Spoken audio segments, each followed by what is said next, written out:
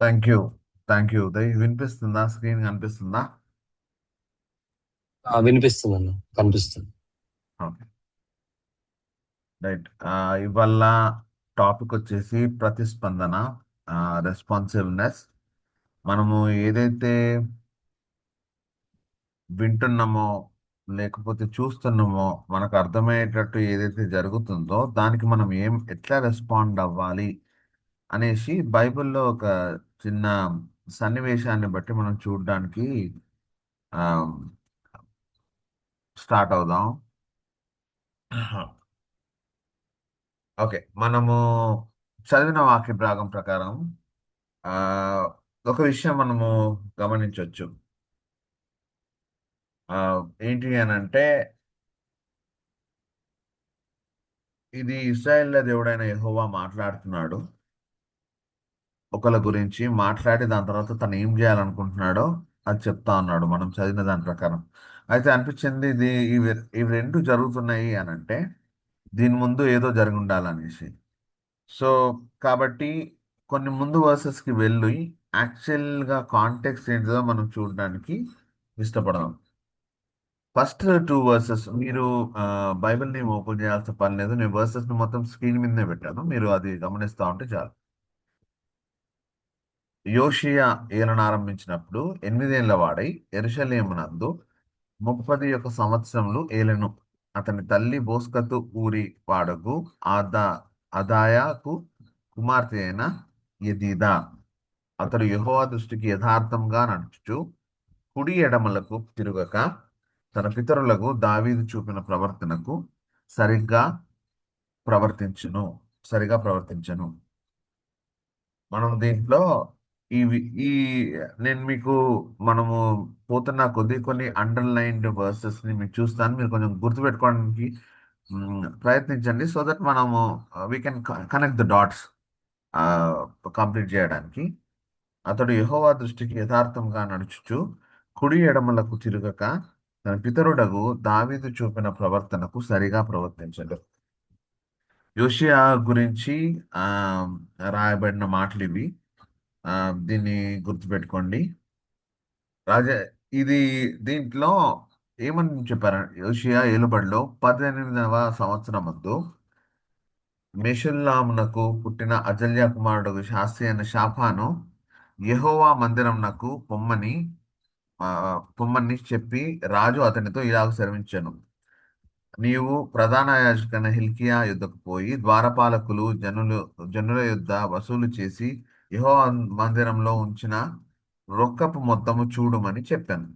అయితే మన ప్రధాన ఆ శాస్త్రి అయిన శాపానికి ఆ ప్రధాన యాజకుని దగ్గరికి పోయి మీరు పోయి యెహోవా మందిరంలో ఉన్న రొక్కపు మొత్తం గురించి, అంటే ఆ మనీ లేకపోతే ఏవైతే వెళ్తుందో దాని గురించి ఒకసారి చూడు, ఆ లెక్కలు చూస్తారా అనేసి చెప్పుకుంటా వస్తుండవు. దాని తర్వాత వాళ్ళు ఏం చేస్తారో వాళ్ళు ఎట్లాంటి వాళ్ళు అక్కడ రాసింది. అక్కడికి వెళ్ళమని చెప్పాడు కాబట్టి అది అండర్లైన్ చేశాను.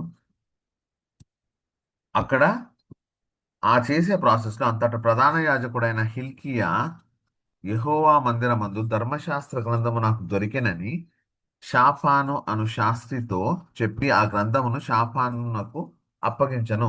అతడు దాన్ని మనోడు చదివిండు. యాజకుడైన హిల్కియా నాకు ఒక గ్రంథము అప్పగించినని రాజుతో చెప్పి ఆ గ్రంథమును రాజు సముఖమందు చదివాను. రాజు ధర్మశాస్త్రము గల ఆ గ్రంథపు మాటలు వినినప్పుడు తన బట్టలు చింపుకొని, నేను దీన్ని మళ్ళా రిపీట్ చేస్తున్నాను.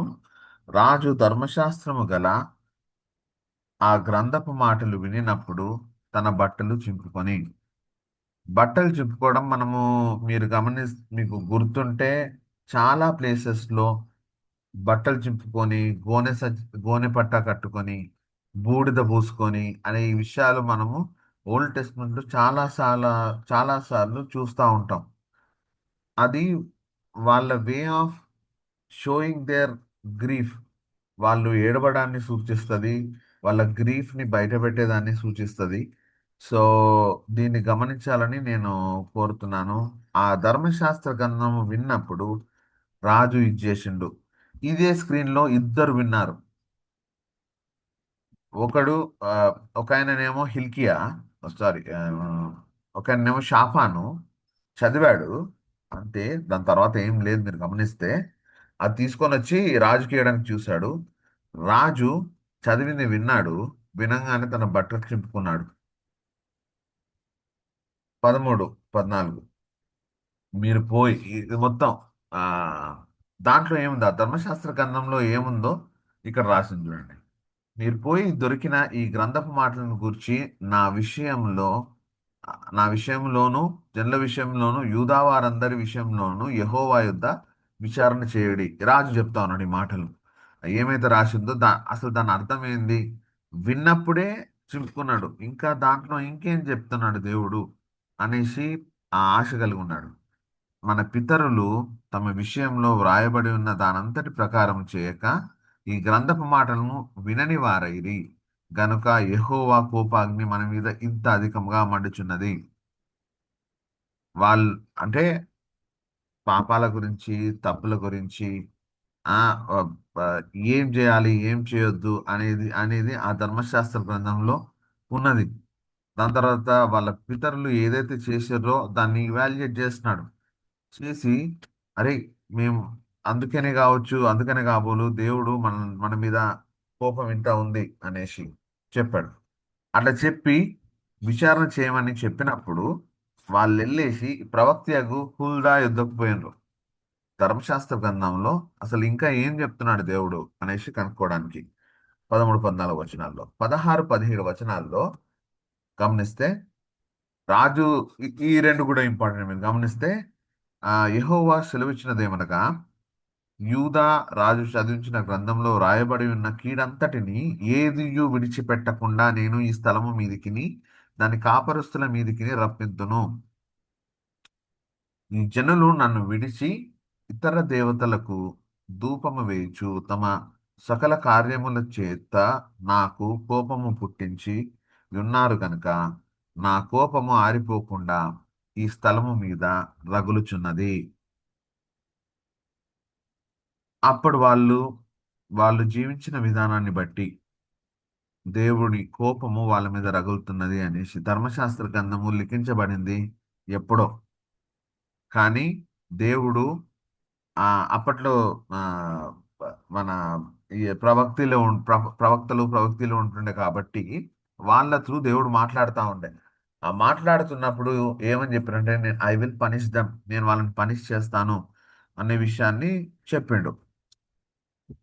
అయితే ఇది మన యాక్చువల్ వర్స్. సో మీకు ఇప్పుడు జరిగింది మొత్తము నక్షల్లో చెప్పాలనంటే, ఆ యోషియా అనే రాజు ఆ దేవుడు ఏదైతే చెప్తున్నాడో అది వినుకుంటూ తన ప్రవర్తన నీళ్ళలో కుడికి ఎడమకు తిరగకుండా జాగ్రత్తగా వాళ్ళ పితరైన దావీదు ఎట్లా బతుకుంటే అట్లా బతుకుంటా వస్తూ ఉండే. అట్లా వచ్చుకుంటా ఆ ప్రాసెస్ లోనే నార్మల్ గా ఎట్లా అందరికి చెప్తారో అట్లనే వాళ్ళ మన ఆ, ఆ, మన ఎవరికి సారీ శాస్త్రికి శాపానికి పోయి ఆ, శాపాను జర పోయి ఆ యెహోవా మందిరం ఉన్న రొక్కం గురించి చూడు, నువ్వు ఇంకా యాజకుడు పోయి చూడండి అనేసి అట్లా మాట్లాడుకుంటా వచ్చి అక్కడ అక్కడ చూసే ప్రొసీజర్లో వాళ్ళకు ధర్మశాస్త్ర గ్రంథం దొరికింది. తీసుకొని వచ్చి ఆయనకు చూపిస్తే శాపాన్ని చూసి మళ్ళీ దాన్ని తీసుకొని వచ్చి రాజు దగ్గరకు తీసుకురావడానికి పోయిండు. రాజు దాంట్లో ఏదైతే ఉందో అది చదివినప్పుడు విన్నప్పుడు తన బట్టల్ని చింపుకున్నాడు. చింపుకొని ఇంకా దేవుడు ఏమన్నా మాట్లాడుతున్నాడా కొంచెం కనుక్కోండి అనేసి ప్రవక్త దగ్గరికి తీసుకుపోయారు. ప్రవక్త ఏమని చెప్పింది అని అంటే, వీళ్ళ బ్రతుకులు అస్సలు బాలేవు, వీళ్ళ బ్రతుకులు చాలా బేకారుగా ఉన్నాయి, కంపల్సరీ నేను శిక్షిస్తాను అనేసి దేవుడు అంటా ఉన్నాడు అనేసి మాట్లాడుకుంటా వస్తుంది. ఇది ఇప్పటిదాకా జరిగిన విషయాలు. అయితే ఫైనల్ గా వాళ్ళు ఏం మాట్లాడుకుంటా వస్తారు అని అంటే, ఇప్పుడు ఇశ్రాయేలీల దేవుడైన యెహోవా ప్రవక్త ప్రవక్త ద్వారా యెహోవా మాట్లాడే మాటలు ఏంటిది అని అంటే, నేను చెప్పిన మాటలను నీవు ఆలకించి ఇది రాజుకు చెప్పమని చెప్పాను. ఎవరైతే యోషియా ఉన్నాడో రాజు, ఆయనకు చెప్పమని మీరు మంచిగా గమనిస్తే ఆ, 18వ వచనంలో, ఒక్క నిమిషం, నాకు ఒక మాట చెప్పండి. మీకు స్క్రీన్ కనిపిస్తుందా? ఇంటర్నెట్ లో స్క్రీన్ కనిపిస్తుంది?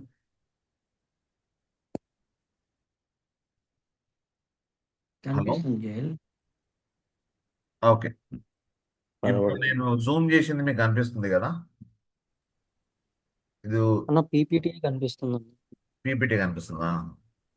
ఉమ్.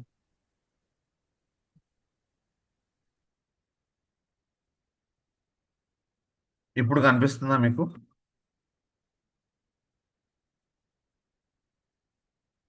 18వ ఏ వచనం కనిపిస్తుందా మీకు? కనిపిస్తుంది. యెహోవా యొద్ద విచారణ చేయుటకై మిమ్మల్ని పంపిన యూదా రాజునకు ఈ మాట తెలుపుడి. ఈ 18 ఇక్కడి నుంచి యూదా రాజుకి చెప్పవలసిన మాటల గురించి మాట్లాడుతున్నాం. అది ఏమని చెప్పాలా అని అంటే,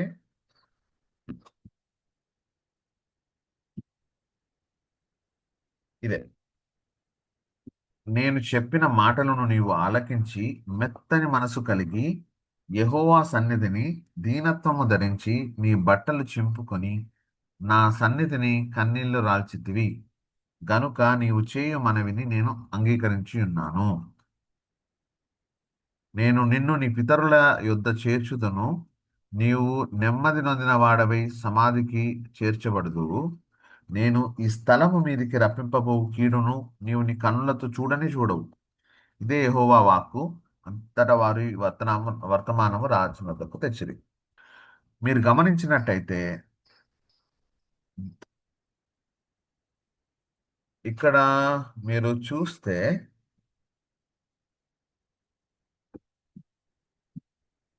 13వ వచనంలో, మీరు పోయి దొరికిన ఈ గ్రంథపు మాటలను గూర్చి నా విషయంలో, జనుల విషయంలో, యూదా వారందరి విషయంలో యెహోవా యుద్ధ విచారణ చేయుడి. ఈ రాజు తన ఒక్కని విషయంలో యెహోవా యుద్ధ విచారణ చేయాలి అని కోరుకోలేదు, కానీ అందరి విషయంలో. కానీ ఇక్కడ దేవుడు మాట్లాడింది దేన్ని బట్టి అని అంటే, సారీ, ఒట్టి రాజును బట్టి.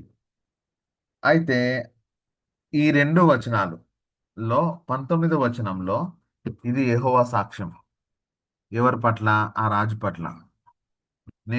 నువ్వు నా వాక్యం విన్నప్పుడు మెత్తని మనసు కలిగి నా సన్నిధిలో దీనత్వం ధరించి నీ బట్టలు చింపుకొని నా సన్నిధిని కన్నీళ్లు రాల్చితివి.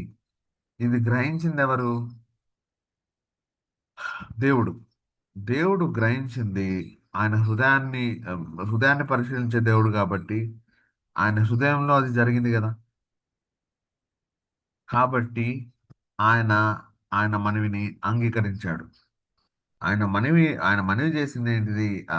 ఆయన అడగాలనుకున్నది ఏంటిది అని అంటే, నా పట్ల ఏం మాట్లాడుతున్నావు, నా జనుల పట్ల ఏమని మాట్లాడుతున్నావు, యూదా వారందరి పట్ల ఏమని మాట్లాడుతున్నావు దేవా అని తెలుసుకోవాలని అనుకున్నాడు.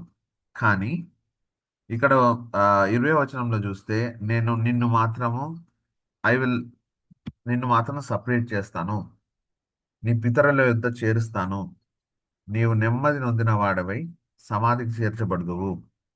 ఈ స్థలం మీదకి కంపల్సరీ కీడును రప్పిస్తాను. ఎందుకంటే అక్కడ ఉన్న దాన్ని బట్టి, అక్కడ ఉన్న వాళ్ళు చేసే పాపాలను బట్టి, వాళ్ళు పూజించే అన్య దేవతలను బట్టి, వాళ్ళు ఉన్న అంత ఘోరమైన దాన్ని బట్టి నేను కంపల్సరీ రప్పిస్తాను.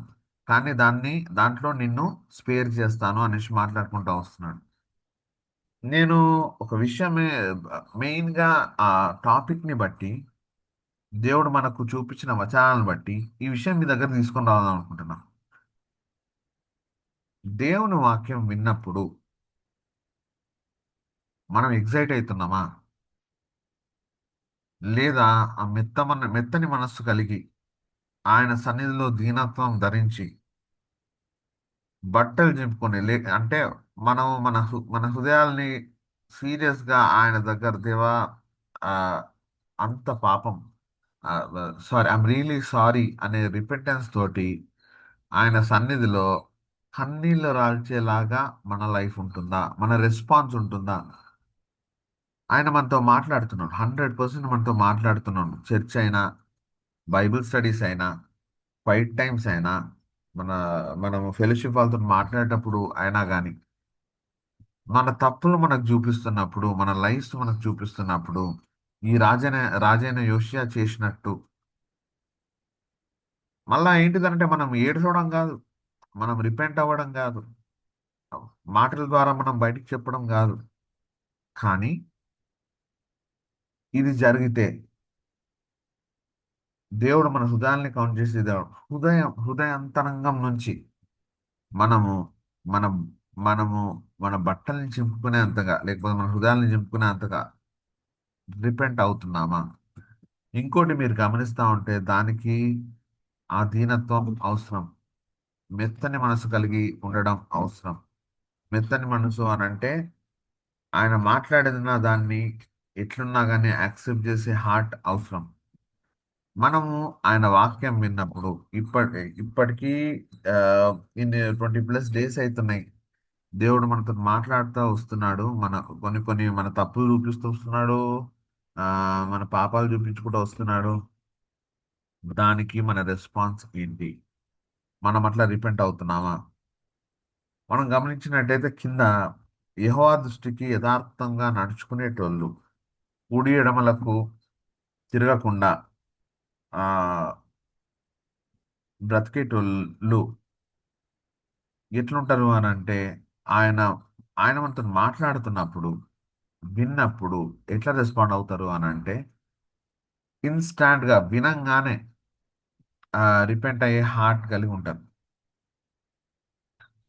వినంగానే రిపెంట్ అయ్యే హార్ట్ కలిగి ఉన్న వాళ్ళు దేవుని దృష్టికి యథార్థంగా నడుచుకుంటూ ఉంటారు. దేవుడు మనతోటి ఎప్పుడు మాట్లాడినా గానీ మన చెవులు ఎట్లుంటున్నాయి? ఆయన సన్నిధిలో అది ఎక్కడైనా పర్వాలేదు. ఆయన మాటలు మాట్లాడబడుతున్న ఆయన మాటలని చెప్తున్న ఆయన సన్నిధిలో మన చెవులు అంతే ఓపెన్ గా ఉంటున్నాయా? ఇద్దరు విన్నారు. షాపాను కూడా విన్నాడు, రాజు కూడా విన్నాడు. మీరు గమనిస్తే షాపాను రియాక్షన్ వాజ్ నార్మల్. అది నార్మల్ లాగానే ఉంటది. కానీ Kings reaction is something different. మన రెస్పాన్సివ్నెస్ ఎట్లుంది ఆయనకు, ఆయన వాక్యానికి? ఆ బట్టలు చింపుకున్నట్టు, కన్నీళ్లు రాల్చి రిపెంట్ అవుతున్నట్టు ఉందా? లేదు అని అంటే క్యాజువల్ గా తీసుకుంటున్నట్టు, సరే చూద్దాంలే అన్నట్టు ఉందా? ఆ ఈ విషయాన్ని ఈ మీ ముందు పెట్టాలనుకుంటున్నాను. కుదిరితే దీన్ని మీరు స్క్రీన్ షాట్ తీసుకొని దీని గురించి ఆలోచించడానికి ట్రై చేయండి. ప్రతి పదము ఆయన మళ్ళీ గమ్మత్ ఏంటనంటే ఇది దేవుడు సాక్ష్యం ఇస్తున్నాడు. నేను చెప్పినప్పుడు నా మాటలు విని మెత్తని మనసు కలిగి ఉన్నాడని చూసిండు దేవుడు. దీనత్వం ధరించుకున్నాడని చూసిన దేవుడు. బట్టలు చింపుకున్నాడని చూసిన దేవుడు. కన్నీళ్లు రాల్చిండు అని చూసిన దేవుడు. ఇంకోటి, దాని తర్వాత ఆయన ఏం చేస్తాడో, మనల్ని ఆ, ఎంత మనల్ని బ్లెస్ చేస్తాడో లేడో అది సెకండరీ. దాన్ని బట్టి కాదు. కానీ ఆయనకిష్టంగా మన రిపెంటెన్స్ ఉంటుందా, లేకపోతే మన రెస్పాన్సివ్నెస్ ఆయనకిష్టంగా ఉంటుందా అనేది చాలా ఇంపార్టెంట్. ఈ ఒక్కటే విషయాన్ని మీకు గుర్తు చేసేసి ఆ, ఈ స్టడీని ముగిద్దాం అనుకుంటున్నాను. మెయిన్ గా మళ్ళీ రిపీట్ చేస్తున్నాను. ఆయన మాటలు విన్నప్పుడు మెత్తని మనసు కలిగి ఆయన సన్నిధిలో దీనత్వం ధరించి బట్టలు చింపుకొని ఆయన సన్నిధిని కన్నీళ్లు రాల్చే హార్ట్ మనకుందా? లేకపోతే దేవా అటువంటి హార్ట్ మాకు దయచేయండి అని అడుగుదాం. ఆయన అట్లాంటి హార్ట్ కలిగి ఉండడానికి మనము ప్రయత్నిస్తాం. కానీ అట్లాంటి హార్ట్ కలిగి ఉన్నామేమో అని అనుకోవద్దు. మనల్ని మనము పరీక్షించుకుందాం. ఇటువంటి హార్ట్ కలిగి ఉందా లేదా అనేసి. ఉంటే మనము దాన్ని కంటిన్యూ, అటువంటి హార్ట్ని కలిగి ఉండేటట్టు కంటిన్యూ అయ్యేటట్టు దేవా మీరు మాకు సహాయం చేయండి అని ఆయన అడుగుదాం. లేదు అంటే దేవా మాకు అట్లాంటి హార్ట్ కావాలి ఆయన అడుగుదాం. ఆ, ఆయన ఎదుట ఇటువంటి రెస్పాన్స్ కలిగి ఉండేటట్టు ఇప్పుడనే కాదు, ఇటువంటి వాక్యమనే కాదు, ఎటువంటి వాక్యము ఆయన మన దగ్గరికి తీసుకొని వచ్చినా కానీ ఇట్లాంటి రియాక్షన్ ని కలిగి ఉన్నామా అనేసి మనము ఆ, కలిగి ఉండడానికి ఇష్టపడదాం. Thank you.